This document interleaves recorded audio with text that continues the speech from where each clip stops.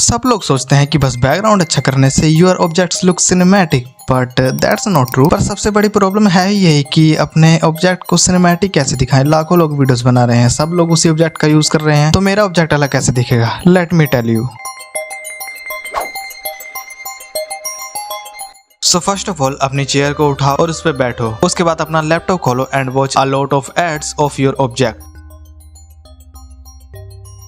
लेकिन तुम्हें एड्स क्यों देखनी चाहिए? देखो, क्योंकि अगर तुम्हें अपने ऑब्जेक्ट को बिल्कुल दूसरों से अलग दिखाना है तो एडवर्टाइजमेंट तुम्हारे लिए बेस्ट हो सकती है। क्योंकि जो एडवर्टाइजमेंट होती है वो रैंडमली डिजाइन कभी नहीं होती। उनका पूरा पर्पस होता है कि कस्टमर्स को अपनी तरफ किस तरीके से अट्रैक्ट किया जाता है, और वो अट्रैक्शन जो वो अपने ऑब्जेक्ट्स में डालते हैं, लाइक अपने प्रोडक्ट्स में डालते हैं। ब्रांड्स लाइटिंग, कॉम्पोजिशन, कलर्स और फ्रेमिंग को कुछ इस तरीके से डिजाइन करती है कि एक सिंपल ऑब्जेक्ट भी बहुत ज्यादा प्रीमियम फील देता है। और अगर हमें अपने ऑब्जेक्ट को दूसरों से अलग और सिनेमैटिक बनाना है तो हमें ये सीखना ही पड़ेगा कि लोगों को अट्रैक्ट कैसे किया जाता है, कि लोगों को विजुअली अट्रैक्ट कैसे करे। और ये चीज तुम्हें एड से बेटर कोई नहीं समझा सकता। देखो, सिंपल प्रोसेस है। सबसे पहले तुम्हें जाना है गूगल में और उसके बाद तुम्हें अपना ऑब्जेक्ट शूट करना है। फॉर एग्जांपल मैं पेन का शूट करना चाहता हूँ, तो सिंपली मैं गूगल पे जाके लिख दूंगा बेस्ट पेन फॉर राइटिंग। तो यहाँ पे देखो तुम्हें मल्टीपल एडवर्टाइजमेंट और प्रोडक्ट्स के डिजाइन मिल जाएंगे, क्लीन बैकग्राउंड्स मिल जाएंगे, लाइटिंग मिल जाएगी और आइडियाज और फ्रेमिंग स्टाइल से तुम्हें मिलेंगे ही। और अगर तुम सर्च में थोड़ा सा चेंज करोगे ना, लाइक तुम लिख सकते हो पेन सिनेमैटिक शॉट्स, तो यहाँ पे तुम्हें और भी विजुअल अट्रैक्टिव शॉट्स मिल जाएंगे जो तुम अपने ऑब्जेक्ट के लिए शूट कर सकते हो। और ऑब्वियसली तुम्हारा जो नॉर्मल फ्रेम से काफी ज्यादा सिनेमैटिक ये फ्रेम लगने वाला है। फिर बस वहां से तुम्हें एक शॉट उठाना है और उसको रिक्रिएट करना है। तो मैं अगर तुम्हें दिखाऊं तो ये रहा, देखो मेरा नॉर्मल शॉट और उसका और एड से इंस्पिरेशन लेके मैंने ये वाला शॉट रिक्रिएट किया। तो तुम देख सकते हो बहुत ज्यादा डिफरेंस है इन दोनों शॉट्स में। तो यार तुम इस तरीके से एड्स का हेल्प ले सकते हो अपने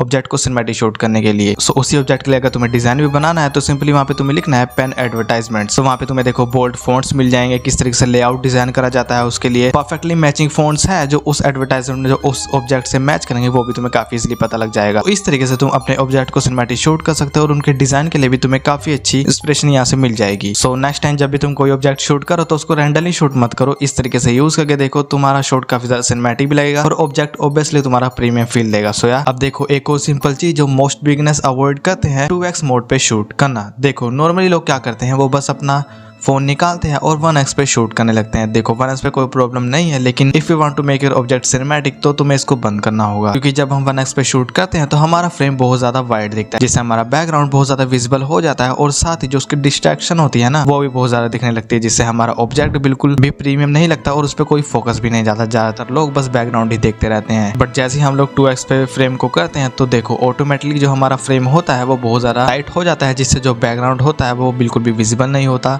और जो हमारा मेन ऑब्जेक्ट होता है वो मेन सब्जेक्ट बन जाता है हमारे फ्रेम का। अगर मैं तुम्हें सेम शॉट दिखाऊं तो यहाँ पे तुम देख सकते हो पहले वाला शॉट 1x पे कितना ज्यादा नॉर्मल सा लग रहा है, लेकिन 2x पे वो शॉट कितना ज्यादा सिनेमैटिक और जो हमारा ऑब्जेक्ट है वो काफी अच्छे से दिखाई भी दे रहा है। सो यार 2x पे यूज करो, क्योंकि अगर तुम जितने भी सिनेमैटिक शॉट्स देखोगे वो बहुत ज्यादा टाइट वाले फ्रेम होता है, लाइक बहुत ज्यादा जूम इन होता है, जिससे वो उसकी क्वालिटी को भी दिखा सकते हैं और उसका। और अगर तुम कोई मान लो क्लॉथ का शूट करो या फिर कोई ऐसी चीज शूट करो जिसमें टेक्सचर बहुत ज्यादा मैटर करता है, तो 2x पे शूट करने पे तुम्हें उसका टेक्सचर, तुम अपने ऑब्जेक्ट का टेक्सचर भी काफी अच्छे से दिखा सकते हो, उसका फैब्रिक दिखा सकते हो, तो काफी मस्त तरीके से ऑब्वियसली तुम्हारा ऑब्जेक्ट प्रीमियम लगेगा। अब देखो इसका एक और फायदा ये है कि जब हम कहीं शूट करते हैं किसी प्रोडक्ट का तो हमें बहुत ज्यादा बैकग्राउंड की टेंशन होती है कि बैकग्राउंड बहुत ज्यादा अच्छा होना चाहिए, काफी मस्त उस पर लाइटिंग होनी चाहिए, ये होना चाहिए। बट लेकिन अगर तुम 2x पे जब शूट करोगे तो तुम्हें बैकग्राउंड की ज्यादा टेंशन लेने की जरूरत नहीं है, बस तुम्हारा ऑब्जेक्ट काफी अच्छा होना चाहिए और उसकी लाइटिंग में बस तुम थोड़ा सा अच्छा कर सकते हो। और लाइटिंग तुम्हें कैसे परफेक्टली करनी है वो भी मैं तुम्हें नेक्स्ट पॉइंट में बताता हूँ। तो इससे जब तुम शूट करोगे 2x पे तुम्हें बैकग्राउंड की ज्यादा टेंशन नहीं रहेगी कि कोई डिस्ट्रैक्शन या फिर तुम कहीं पे भी अपने ऑब्जेक्ट को शूट कर सकते हो।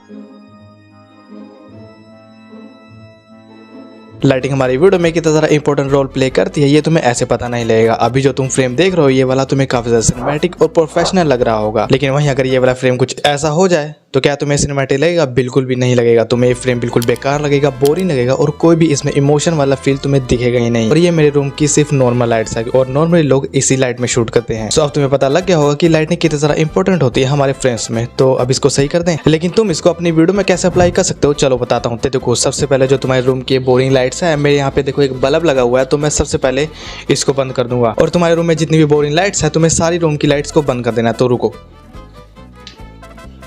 तो अभी तुम देख सकते हो इस रूम की पूरी लाइट्स बंद हो चुकी है और बिल्कुल अंधेरा हो चुका है। बस यहाँ पे एक विंडो है जिसकी रोशनी तुम्हें दिख रहेगी। उसके बाद तुम्हें सिनेमैटिक लाइटिंग कैसे करनी है उसके लिए सबसे पहले तुम्हें चाहिए होगी की लाइट, और उसके लिए मैं यहाँ पे एक रिंग लाइट का यूज करूंगा। तो देखो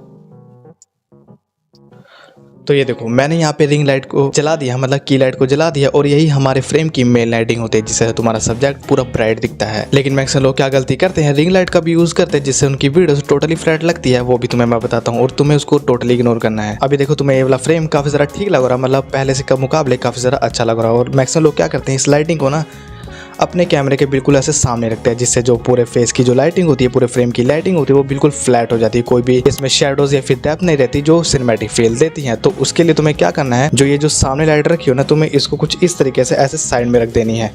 तो ये देखो अब तुम यहाँ पे देख सकते हो, यहाँ पे तुम्हें कुछ शेडोज दिख रही होगी मेरे फ्रेम में। मेरे फेस पे जो 3D इफेक्ट डालती है जो काफी ज्यादा सिनेमैटिक लगती है, और शेडोज ही सिनेमैटिक का मेन रीजन होता है। तुम कोई भी बड़े शॉट्स देखोगे, कोई भी क्रिएटर के शॉट्स देखोगे, तुम्हें शेडोज ही मिलने वाली है। तो जब भी अपनी रिंग लाइट मतलब की लाइट को रखो तो सामने की बजाय तुम ऐसे साइड में रख देना, ताकि एक मस्त यहाँ पे देखो यहाँ पे रोशनी और यहाँ पे शेडोज बने। तो अब हमें देखो बैकग्राउंड पे एक लाइटिंग का यूज करना चाहिए। तुम प्रैक्टिकल लाइट लैंप का यूज कर सकते हो या फिर कोई RGB लाइट यूज कर सकते हो। तो मैं देखो यहाँ पे एक RGB लाइट यूज करता हूँ। तो रुको मैं उसको ऑन करता हूँ।